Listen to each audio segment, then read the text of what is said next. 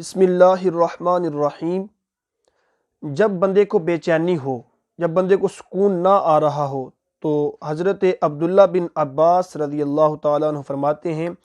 کہ حضور صلی اللہ علیہ وسلم کو جب کوئی بے چینی اور پریشانی لاحق ہوا کرتی تھی تو اس وقت آپ صلی اللہ علیہ وسلم اس دعا کا ورد فرماتے تھے: لا الہ الا اللہ الحلیم الحکیم، لا الہ الا اللہ رب العرش العظیم۔ اور اللہ کے پیارے نبی صلی اللہ علیہ وسلم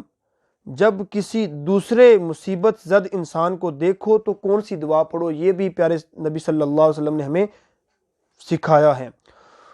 حضور سرور دو عالم صلی اللہ علیہ وسلم نے ارشاد فرمایا کہ جو شخص کسی بلا میں مبتلا ہونے والے کو دیکھے یا بیمار کو دیکھے تو یہ دعا پڑھے، اور انشاءاللہ تعالی وہ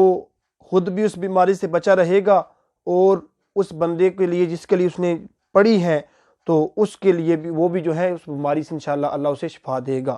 جب بندہ کسی دوست کو کسی مرض میں مبتلا دیکھتا ہے، کسی مصیبت میں دیکھتا ہے،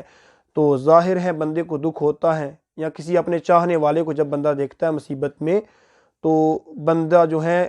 سوچتا ہے میں اس کے لیے دعا کروں۔ تو اللہ کے پیارے نبی صلی اللہ علیہ وسلم نے ہمیں سکھایا کہ جب کسی اپنے چاہنے والے کو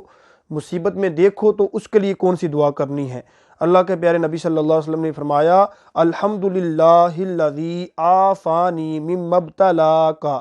بہ وفضلنی علی کثیر ممن خلق تفضیلا۔ دعا ہے کہ اللہ تعالی ہمیں دوسروں کی مصیبتیں دور کرنے کی توفیق عطا فرمائے۔